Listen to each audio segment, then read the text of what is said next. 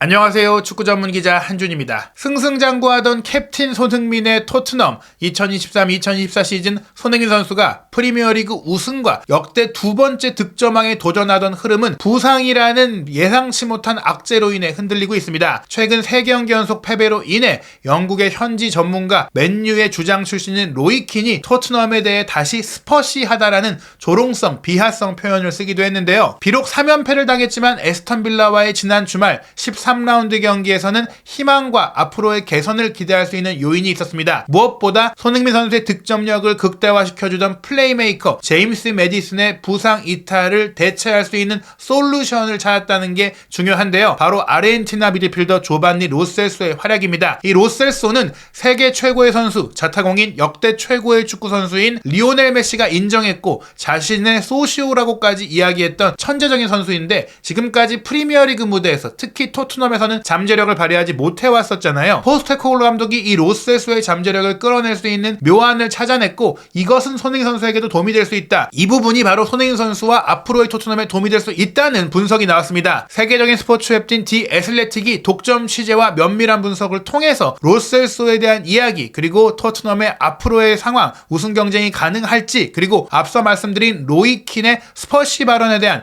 영국 정론지 텔레그래프의 분석 컬럼까지 한준TV에서 유럽 현지, 영국 현지 최고 공신력 매체의 독점 기사, 유료 기사 풀버전으로 해석하고 해설해드리도록 하겠습니다. 먼저 디 애슬레틱의 토트넘 담당 기자인 찰리 에클셰어 기자가 오랫동안 취재해왔고 또 로셀소의 배경과 숨은 이야기를 소개한 컬럼부터 살펴보겠습니다. 로셀소가 토트넘 부상 문제의 솔루션일까? 아니면 또 한 번의 거짓된 새벽일까? 라는 제목인데요. 로셀소가 기대감을 줬다가 아쉬웠던 부분들이 역사적으로 많이 있었기 때문에 나온 표현이에요. 기사 전체 살펴보겠습니다. 토트넘 허스퍼는 지난 몇 주 동안 많은 선수를 잃었지만 일요일에는 지오반니 로셀소라는 한 선수를 재발견한 것 같았습니다. 이 경기는 지난 2021년 10월 누누 에스피리투 산투 감독 시절의 마지막 경기 이후 로셀소가 처음으로 프리미어리그 경기에 선발 출전한 경기였고요. 그는 득점도 했고 인상적인 활약을 펼쳤습니다. 토트넘이 결국 에스턴 빌라에 1-2로 패배하며 리그 3연속 패배를 기록했지만 긍정적인 점 중에 하나는 27살인 로셀소가 엔지 포스테코글루 감독에게 진정한 옵션으로 보인다는 점입니다. 로드리고 벤탄쿠르가 안타깝게도 빌라전에 부상을 당해 제임스 매디슨, 파페 마타르사르와 함께 부상자 명단에 오른 만큼 앞으로 몇 주 동안 로셀소가 필요할 것으로 보입니다. 특히 앞에 두 선수가 빠진 토트넘에는 창의력이 크게 결여되어 있는데 로셀소가 이를 메워야 할 것입니다. 이 포진도를 보시면 벤탄쿠르도 지금 당분간 돌아오기 어려울 정도 이런 좀 우려가 되고 있고 사르 선수의 부상도 심각하지 않다라고 들었는데 지금 이 보도를 보면 오는 주말에 있을 경기도 약간 미지수라고 봐야 되잖아요. 그럴 경우에는 결국 징계에서 돌아오는 비수마가 포백 앞에 서고 호이비에르 로셀소가 앞에서 맷잘라 역할을 하게 될 텐데 이럴 경우 창의성과 패스 센스와 시야가 좋은 선수가 로셀소밖에 없잖아요. 그렇다면 로셀소가 최소한 사르가 돌아올 때까지는 선발 출전을 해야 하고 사르가 돌아오더라도 호이비에르보다는 로셀소, 사르로 두 명의 맷잘라가 구성될 가능성이 크니 매디슨이 돌아오기 전까지 그리고 벤탄쿠르가 돌아오더라도 돌아왔을 때 풀핏이 될 때까지는 로셀소가 선발 자원으로 중용될 수 있다라는 얘기입니다. 이 글을 읽으면서 이런 생각이 들지 않으셨나요? 사실 우리는 이런 상황을 예전에 많이 겪은 적이 있지 않습니까? 사실 로셀소의 토트넘 커리어는 거짓 새벽으로 가득 차 있다고 해도 과언이 아닙니다. 이 새벽이라는 게 동이 타오르는 조금 기대감이 되는 그런 상황을 얘기하는 게 이게 결국 거짓이었다. 결국엔 잘 풀리지 않았다라는 얘기인데요. 2019년 8월 토트넘과 임대 계약을 맺은 로셀소는 고관절 부상으로 인해 몇 달간 경기에 나서지 못하며 토트넘에서의 커리어가 초반에 조금은 멈춰 있었습니다. 이는 앞으로 일어날 일의 징조 같았는데요. 로셀소는 11월이 되어서야 경기에 출전했고 그 직후 그를 영입한 인물이죠. 마우리시오 포체티노 감독이 경질되었습니다. 로셀소는 처음에는 주제 무리뉴 감독 체제에서 많은 활약을 펼치지 못하다가 2020년 1월부터 3월까지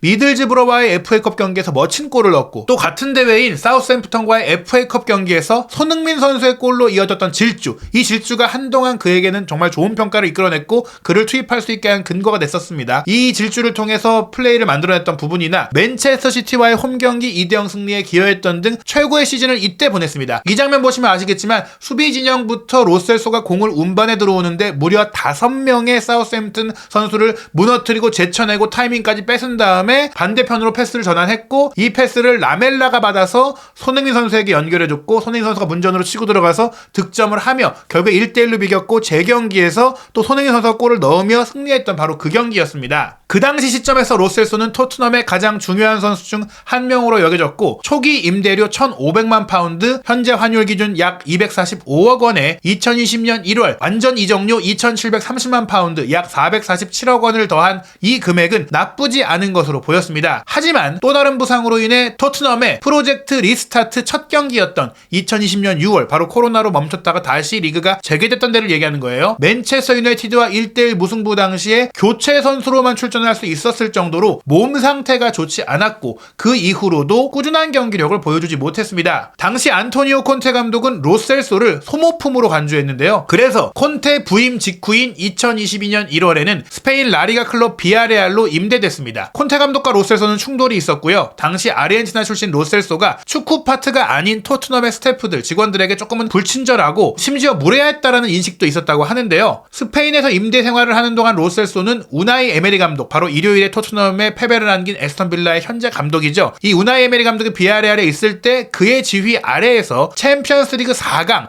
준결승에 진출하는데 큰 기여를 하는 등 자신의 기량을 보여줬었죠. 2022-2023 시즌, 바로 지난 시즌에도 비아레알로 임대되었고 로셀소는 이때도 좋은 활약을 펼치면서 2018-2019 시즌 베티스에 있을 때 모든 대회 16득점 5도움을 기록했던 그 모습의 기억이 있다 보니 라리가 팬들 사이에서는 로셀소에 대한 평판이 매우 좋다고 합니다. 더불어 아르헨티나 대표팀에서도 무려 46경기를 출전할 정도로 높은 평가를 받고 있는데요. 가장 최근에 출전한 지난주 브라질 대표팀과의 경기에도 선발 출전해서 결승골을 터뜨렸습니다. 그는 리오넬 메시의 높은 평가를 받고 있는 선수이기도 한데요. 메시와 로셀소는 특히 아르헨티나 대표팀에서 좋은 호흡을 자랑하는 사이이기도 합니다. 로셀소는 메시가 국가대표 무대에서 오랫동안 갈망해왔던 파트너, 소시오라고 여러 차례 언급되고 거론되어 왔는데요. 부상만 아니었다면 로셀소가 바로 2022 카타르 월드컵 아르헨티나의 우승 당시 멤버이기도 했을 겁니다. 아쉽게 부상으로 월드컵은 못 갔지만 그 전후 모든 경기들을 함께하고 있는 것이죠. 그리고 고국 아르헨티나에서는 로셀소가 포스테코글루 감독 아래에서 그의 조금은 투박한 경기 운영의 측면을 가다듬을 수 있을 것이라고 희망을 갖고 있다고 하는데요. ESPN의 아르헨티나 출신 방송인, 프리젠터이자 해설자인 프란시스코 카네파가 이렇게 얘기했어요. 로셀소가 경기에 대한 이해력이 조금은 부족할 수 있는 선수인데 포스테코글루 감독이 전술적으로 뛰어난 지능을 갖고 있고 뛰어난 이론가이니까 포스테코글루 감독에게 많은 것을 배울 수 있을 것이고 그게 또 아르헨티나 대표팀에도 도움이 되니까 로셀소가 프리미어리그에 남아서 토트넘에서 새로운 축구 방식을 배웠으면 좋겠다. 로셀소는 그래도 정말 흥미로운 선수이고 왼발로 다양한 각도의 패스를 할 수 있으니 경기 이해력과 전술 이해력만 높아지면 더 좋은 선수가 될 수 있다고 얘기한 겁니다. 로셀소가 포스테코글루 감독의 계획 안에 있는 선수인지는 바로 알 수 없었는데요. 또 다른 부상으로 인해 8월부터 10월까지 두 달 동안 결장을 했죠. 물론 그 사이에 있었던 아르헨티나 대표팀 경기를 출전하긴 했지만 올 시즌 프리미어리그 첫 선발 출전은 바로 지난 일요일 빌라와의 경기까지 미뤄져 왔었습니다. 하지만 토트넘이 부상 선수가 많은 가운데 로셀소에게 기회가 왔고 에스턴 빌라를 상대로 그 기회를 잡았습니다. 로셀소는 이 빌라와의 경기에서 2번의 슈팅을 시도했는데 하나는 골이 됐고요. 또 91.9%의 높은 패스 정확도를 기록하면서도 3번의 키패스를 성공시켰습니다. 그 전까지는 로셀소가 프리미어리그에서 한 골밖에 넣지 못하고 있었기 때문에 특히 반가웠던 골인데요. 하지만 프리미어리그에서 지금까지 59경기에 출전하면서 단 3개밖에 어시스트를 하지 못했고 무엇보다 컨디션 조절에 어려움을 겪으면서 경기 안팎으로 기복이 심하고 또 경기에 실질적인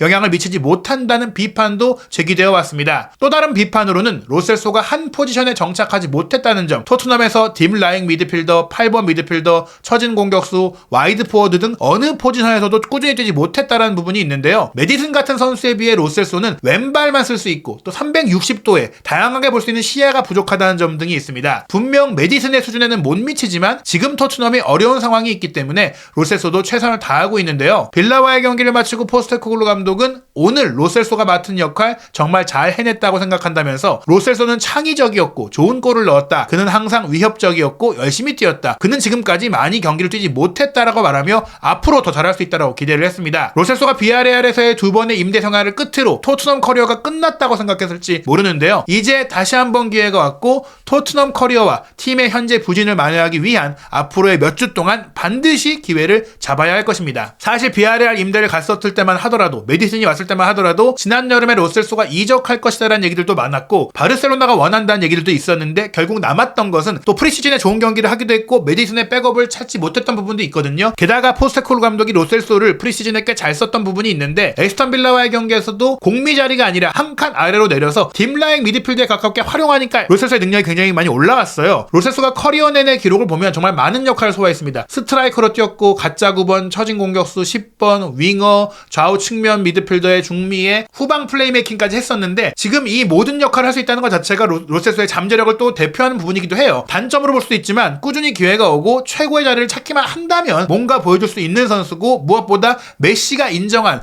볼 잘 차는 선수다. 그렇다면 이 선수를 조금만 살려주고 장점을 끌어낼 수 있는 구조만 만든다면 손흥민 선수에게 좋은 패스를 찔러줄 수 있는 그런 선수가 될 수 있다. 과거 FA컵 사우스햄튼전처럼 그 과정 속에 기점도 해줄 수 있고 손흥민 선수에게 공간을 만들어줄 수 있는 새로운 도미가 될 수 있다는 것이죠. 이런 대체 선수들이 잘해준다면 토트넘이 다시 우승권으로 갈 수 있다. 아직 선두권과 아스널과의 승점 차이가 4점밖에 나지 않거든요. 디 애틀레틱은 프리미어리그 우승 경쟁을 중간 진단하면서 토트넘이 정말 잘하고 있는 팀인 건지 언제 알 수 있을까? 토트넘의 진짜 실력을 언제 판가름할 수 있을까에 대해서 분석하는 내용을 소개했는데요. 이 내용도 굉장히 흥미로운 내용이 있습니다. 시즌 첫 경기는 매우 재미있었지만 궁극적으로 큰 틀에서 보면 의미가 없는 경기들이었습니다. 바퀴가 꺼지고 빅 엔지의 폭주 열차가 어딘가 도랑으로 빠져들고 있다고 선언하고 싶은 유혹이 있죠. 마찬가지로 토트넘의 경기력은 최고의 선수들이 모두 부상 또는 출전 정지를 당하게 됐던 첼시와의 미친 5분 이후에 하락했으며 따라서 그들이 패배한 지난 3경기로 토트넘을 판단하는 것은 불공평하다고 주장할 수 있습니다. 사실 첫 10경기나 그 이후 3경기는 토트넘의 진정한 모습을 대표하지 않습니다. 개막 경기는 현실 세계에서 부분적으로만 존재하는 흐릿한 휴일 로맨스 같았죠. 그럼에도 불구하고 모든 사람들을 기분 좋게 했습니다. 즉 첫 10경기의 무패 행진도 진짜 실력은 아니고 또 3연패를 당한 것도 진짜 모습은 아니다. 둘 다 조금 극과 극, 너무 극단적이었다는 얘기예요. 이후 이 3경기는 나뭇가지와 스카치 테이프를 붙여서 사방에 구멍이 난 것을 몸만 박아서 이제 간신히 이제 땜질했던 팀으로 경기를 치렀다는 겁니다. 풀백 4명을 포백 라인에 세웠고 최전방에는 4명의 공격수를 세웠고 10개월 동안 클럽 경기에 출전하지 않았던 벤탄쿠르를 출전시켰고 또 10번 역할이 더 행복할 것 같았던 로셀소를 중미로 썼던 그런 빌라전 선발 명단이 웃기기도 했다고 했는데요. 여기에 대한 포스테코글루 감독의 철학이 정말 흥미롭죠. 이게 우리가 플레이하는 방식이야 친구. 무릎 꿇고 사는 것보다 서서 죽는 게 낫다 라면서 상황이 이래도 우리는 하이라인 축구, 공격 축구, 화끈한 축구 하겠다. 이런 정신을 극단적으로 해석한 것일 수도 있지만 또 이런 어려운 상황에 대해서 무책임한 대응 같기도 하다라는 두 가지 반응이 현재 영국 현지에 있습니다. 이 모든 것의 결론은 엔지 포스테코글루 감독의 토트넘이 지금은 좋은 팀인지 아닌지 알 수가 없다. 그리고 앞으로 몇 달도 알 수가 없다라는 얘기인데요. 미키 반더벤, 크리스티안 로메로, 이브 비수마, 파페사르, 제임스 메디슨 중 일부 또는 전부가 돌아오거나 1월달에 새로운 선수를 영입하기 전까지 새로운 시대의 첫 번째 플래시가 공정하지 않았던 것처럼 지금 이 부진으로 토트넘을 판단하는 건 공정하지 않다.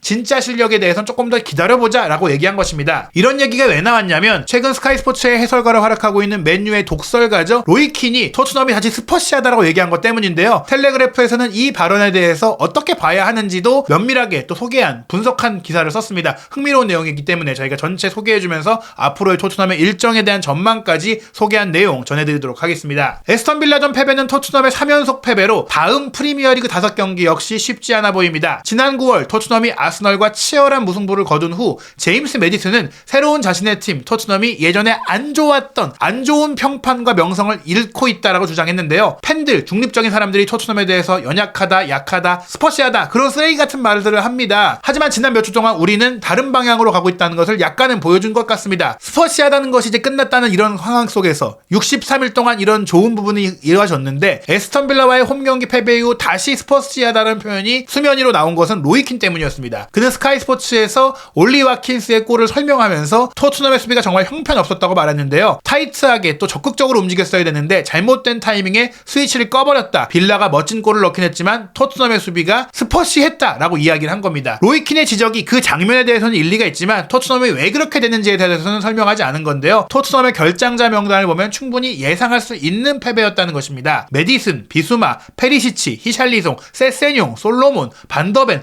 사르까지 부상을 당했고 로메로는 여전히 출장 정지 상태였죠. 게다가 벤탄쿠르까지도 맷캐시와의 경합에서 발목을 다쳐서 30분밖에 뛰지 못했습니다. 프리미어리그 이달의 감독상을 부임하자 처음 3번 연속 수상한 포스테코글루 감독과 그의 새로운 파트너 토트넘의 신혼여행 허니문 기간은 아직 끝나지 않았습니다. 대신 산더미처럼 쌓인 업무, 논쟁을 유발하는 매니저이자 집안의 청결에 대한 판단을 내리는 무뚝뚝한 아일랜드 남자 로이킨이 이제 이 발언을 스퍼시하다라는 발언을 소환시킨 건데요. 스퍼시하다라는 표현에 관심이 있는 많은 이제 이론가들은 킨의 발언을 흥미롭게 봤을 겁니다. 전통적으로 이 스퍼시하다는 표현이 개별적인 수비의 문제를 지적하는 표현은 아니었어요. 승리를 눈앞에 두고 있는데 고전했던 모습, 애를 먹던 모습, 뒷심이 부족한 모습을 표현하는 데 있어서 사용이 됐습니다. 물론 일요일 에스턴 빌라와의 경기에서도 토트넘은 그런 모습들을 보이긴 했죠. 경기 시작 20분 만에 승부를 결정할 수 있었던 상황이었습니다. 토트넘이 이길 수 있는 기회가 많았어요. 손흥민 선수의 골이 무효가 되거나 쿨루세스케의 슈팅이 골대를 때리거나 아쉽게 골이 되지 못한 상황이 많았습니다. 하지만 경기 분위기는 토트넘 입장에서 순항 중이었죠. 빌라가 승리했지만 그래도 기대 득점 값으로 보자면 2골을 넘게 넣을 수 있었던 게 토트넘이었고 빌라보다 훨씬 높은 기대값이었기 때문에 유리했던 경기였습니다. 포스테코글루 감독이 선수 선발에 대해서 정말 제한적인 조건이었다는 것을 감안한다면 대단한 성과라고 사실은 봐야 되는 것이죠. 경기 후에 포스테코글루 감독도 이렇게 얘기했어요. 사실 뭐 선수 탓을 하지 않았는데 시간이 조금 걸리겠지만 우리는 극복할 것이고 오늘과 같은 의도를 가지고 오늘과 같은 축구를 한다면 우리는 매우 좋은 팀이 될 것이다. 그 점에 있어서 믿어 의심치 않는다라고 얘기했습니다. 우리가 넣을 수 있었던 골 장면 중에 일부는 우리가 원하는 축구를 하는 방식에 대한 예고편이 될 수도 있었기 때문에 이 경기 졌지만 긍정적인 면이 부정적인 것보다 크다라고까지 말했으니까 변명하지 않는 모습, 스퍼시하다라는 모습과는 다른 모습이죠. 선수들이 지금 중요한 것에 집중할 수 있도록 해야 하고 시즌 막판에 강력한 위치에 가기 위해서 물론 승리는 필요하지만 지금 우리는 여전히 팀을 구축하고 있다라고 했는데요. 이제 막 전열을 가다듬고 있는 토트넘 다음 주 일요일 맨시티와의 험난한 원정 경기 앞두고 있습니다. 한 달 전만 해도 맨시티와 토트넘의 경기는 잠재적인 우승 경쟁팀 간의 싸움처럼 보였지만 이제는 솔직히 한계를 느끼고 있는 게 토트넘의 상황입니다. 프리미어리그에서는 시즌을 망치는 실점이 빠르게 누적될 수가 있는데요. 10경기 무패로 출발했던 토트넘 이제 벌써 3연패죠. 이런 어려운 상황에서 한 번이라도 이길 수 있었던 경기를 놓친 게 무섭게 느껴집니다. 모예스 감독의 웨스트햄도 최근 홈 5경기에서 4등을 거뒀고 뉴캐슬과의 경기가 그 뒤에 이어지고 이 팀은 또 우승 후보까지 될 수 있는 능력이 있죠. 에스턴 빌라라는 인상적인 팀을 이긴 노팅엄전이 이어지고 공성정신이 강한 에버튼의 홈에서 상대해야 되고 그 다음이 브라이튼 원정입니다. 쉬운 경기가 물론 프리미어리그엔 없지만 새해 전날 홈에서 치를 본머스와의 경기 전까지 토트넘이 어떤 성적을 거둘지 정말 이제 어렵다고 볼 수 있겠는데요. 현재로서는 포스테코글루 감독이 이룬 성과에 대해서 호의가 충분하기 때문에 급격하게 평판이 떨어지고 있지는 않지만 정말 이렇게 무승 행진이 겨울까지 이어진다면 분위기는 차가워질 것입니다. 아르딜레스식의 팀 선발 이렇게 계속해서 무대포식으로 앞으로 나가는 이런 전략이 더 많은 패배가 된다면 매력을 잃게 될 수 있는데요. 돌이켜보면 사실 10월까지의 리그 순위가 신기해 보였던 이런 시즌 초반의 성공 사례는 토트넘 말고 다른 팀의 경우도 있었습니다. 이제 토트넘의 가장 큰 과제는 DTG라고 하죠. 내려갈 팀은 내려간다라는 운명을 피하는 것입니다. 정말 많은 빡빡한 일정들이 이어지는데요. 그 시작은 12월 4일 월요일 새벽 1시 30분에 열릴 맨시티와의 경기입니다. 토트넘이 이번엔 3연패를 당하고 있는데 4연패라는 악몽으로 이어질지 아니면 극적인 반등이 있을지 한준TV에서 그 결과 확인하시고 후속 분석과 영국 언론의 전문적인 독점적인 컬럼 내용도 확인하시기 바랍니다.